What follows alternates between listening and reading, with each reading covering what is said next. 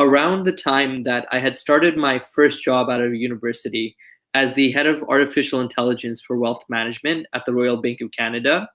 By this point, I was deeply obsessed with quantum mechanics, and I had also had lots of experience now actually building machine learning systems and working in artificial intelligence. So what I was asking myself was, where is the intersection between quantum mechanics and artificial intelligence? What does that intersection look like?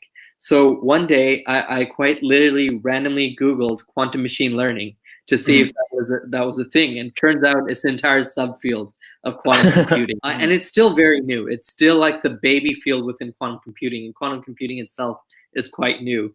And so, interestingly enough, so I was taking this course during my undergrad. It was in my last semester, called Science Communications.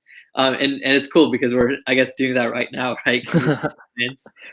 And so we had this option to make whatever podcast we wanted on any topic we wanted, as long as it was rooted in science. And the only condition of that podcast was that you had to interview an expert in the field of the subject that you wanted to talk about. So what I did was, by then, I was obsessed with quantum machine learning. I had watched interviews by Seth Lloyd and some other experts. And so what I did was cold call the Institute for Quantum Computing at Waterloo. I love that. Thanks. And I literally called their front desk and I said, hey, I'm doing this podcast on quantum machine learning. I really love the field. Do you have any experts who are working in this field by chance? And the lady was, very nice. She said, let me get back to you. We have a few people. I'll ask them if they're interested. And so, a few days goes by and she emails me and she says, one of our experts in quantum machine learning is going to be in Toronto in the next week. We're going to put you in touch with him. This person ended up being currently the leading expert in quantum machine learning and quantum computing. His name is Guillaume Verdon, and he is a lead research scientist at Google X. And so he's architected TensorFlow Quantum. Many people are familiar with TensorFlow. He's the co-architect of TensorFlow Quantum. So yeah, he's a true genius. And we met to do this podcast, and it was amazing. We had so much fun doing it. So he kind of, in a way, took me under his wing. He really encouraged me to join the world's first quantum computing incubator at Creative Destruction Labs. He showed me the kinds of textbooks I should be reading, the sort of the holy Bible of quantum computing, and just really put me off to a good start. Nice. So just to clarify, like, you weren't doing anything quantum in university or anything, and then you did this interview because you were interested, and then you started doing a course in quantum, and then everything kind of swept up, and now you're like starting a startup in quantum. Exactly. That's right. That's exactly what happened. I love that. That's proof that you can teach yourself any field as long as you're interested, I think. So what is quantum machine learning, and how is it different than normal machine learning? Sure. Yeah, that's a great question. So quantum machine learning is really two things. You can divide it into two categories. The first category is using classical machine learning on quantum systems. And the second one is using quantum computing in machine learning systems. So let's take the first example. Remember how I said it's very hard to control and manipulate these quantum mechanical systems? Imagine you have you're a great engineer, but maybe not the best, or you're dealing with a really hard quantum computing problem. Something that the entire field is using, including Google and all these other quantum hardware companies, is they're using classical machine learning to correct the quantum computing programs and the systems that control the quantum systems. So these quantum control systems become a subject of machine learning as we know it today. So that's one part of quantum machine learning. Okay. And that's not the quantum machine learning that you're using. Correct. You're using the second type. Exactly. So we're using the second kind. So one thing that classical machine learning does, and we take it for granted, but think about the machine learning that Geoffrey Hinton is doing, or any of the machine learning that today's systems use. When I speak to Siri is using classical neural networks, right? It's all using classical machine learning algorithms. And even a computer vision algorithm, it's all classical algorithms. Now, what is the one thing in common between all of these classical machine learning algorithms? It's that they are learning classical data. So these data have no quantum correlations, no quantum statistics to them. And therefore, And so what is a quantum correlation or quantum statistics? Just like that pieces of data are related to each other and you have more like data points than an XY or something? bingo, exactly. So quantum systems have quantum correlations.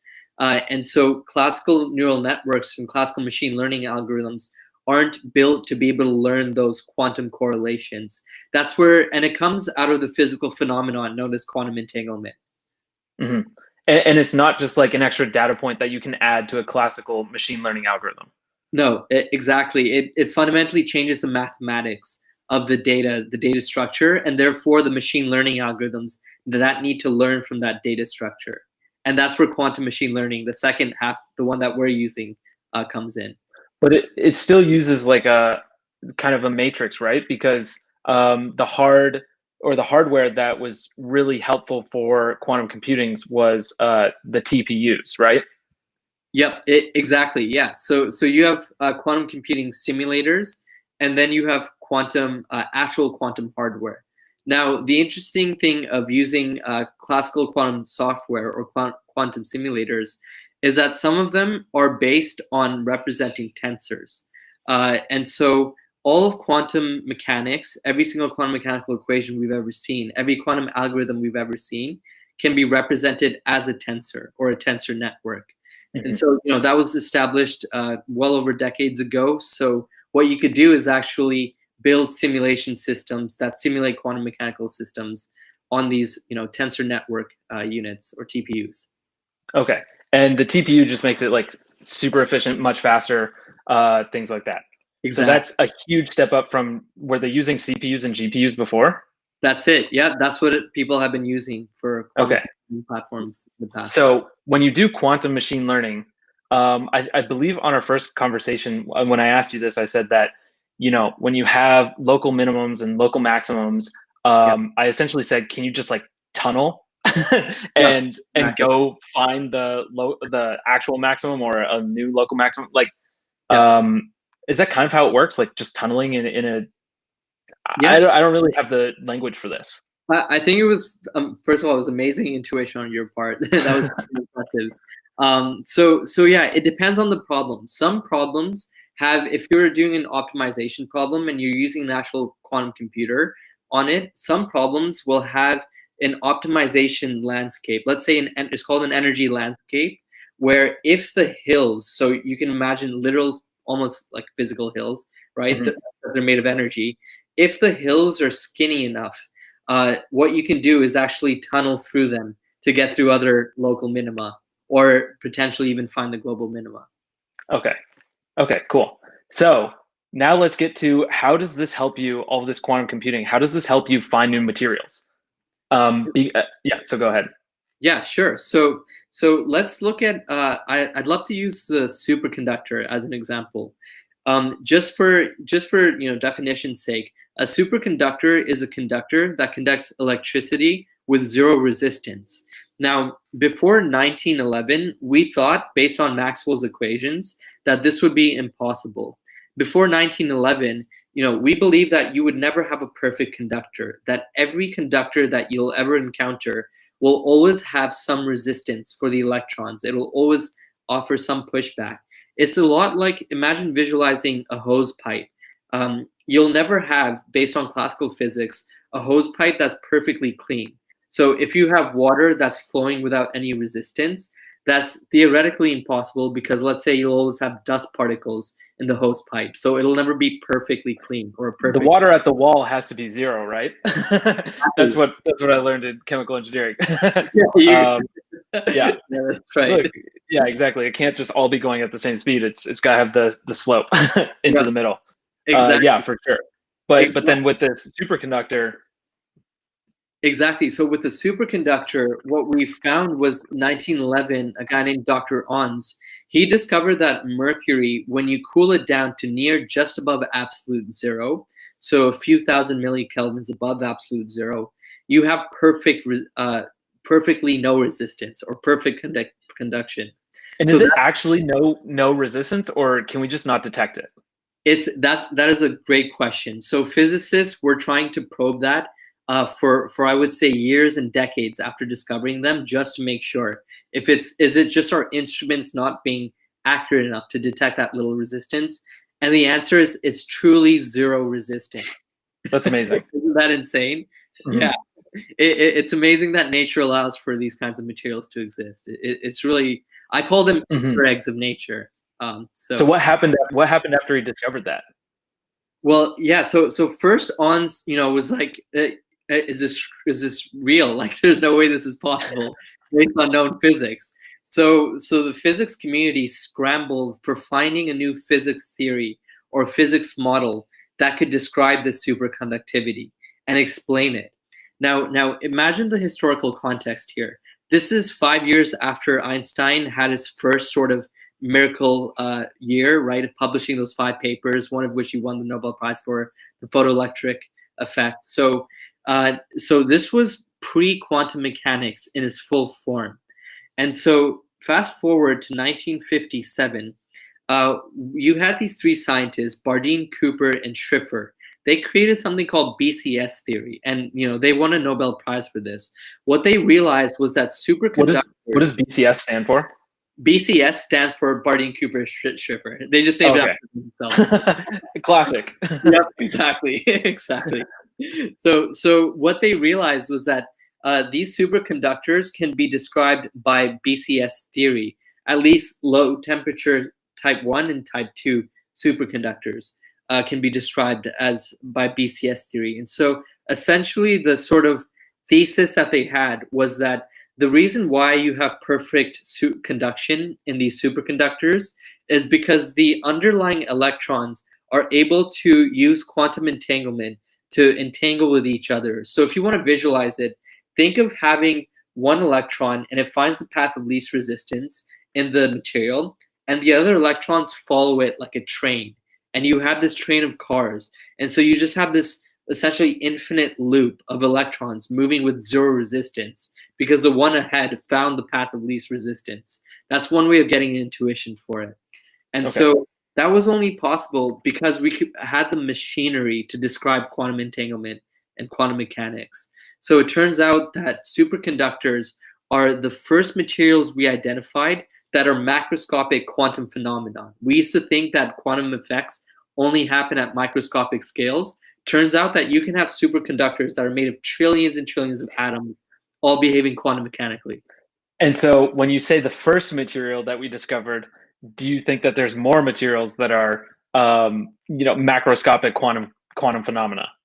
I do. I really do. So the amazing thing is that this birth of the superconductor caused two Cambrian explosions. We found multiple superconductors after this at higher and higher temperatures, increasingly as it went, until about the 1970s to 1980s era. Then we jumped to high temperature superconductors. We also found something that was extremely counterintuitive.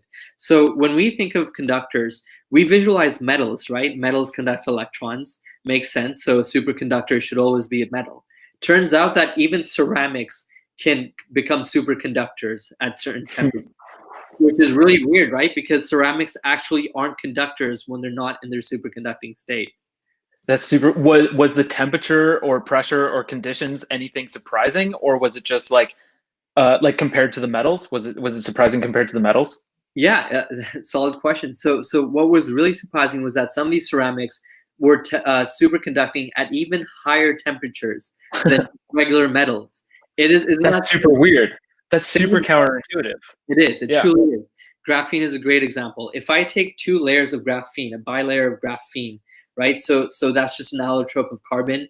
You have, and I twist the graphene layer by 1.1 degrees, it will become superconducting, which is weird because if I just twist it back, it's no longer superconducting.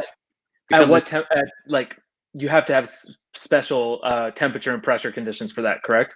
Yeah, it's lower than negative 178 degrees Celsius, so it's really, really cold. That is so strange. What makes it like just initiates quantum phenomena, or what happens when you change that?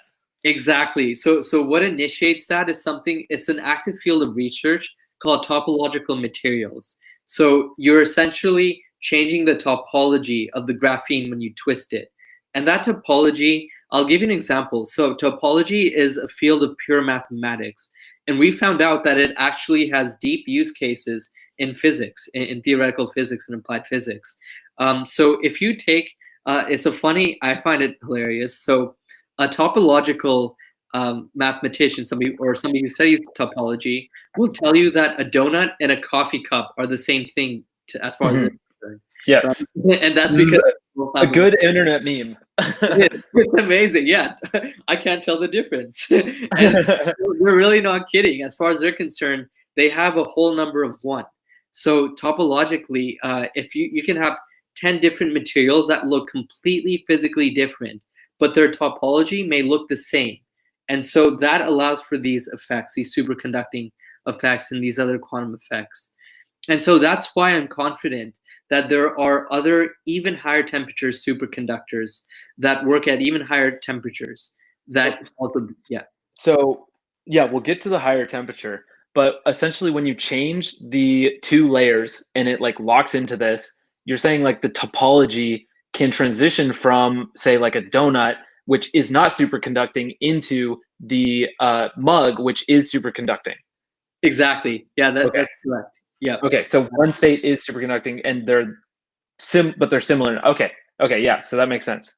Okay, so now we've had plenty of room pressure superconductors, but within the last few months, we found our first room temperature superconductor at a massive pressure.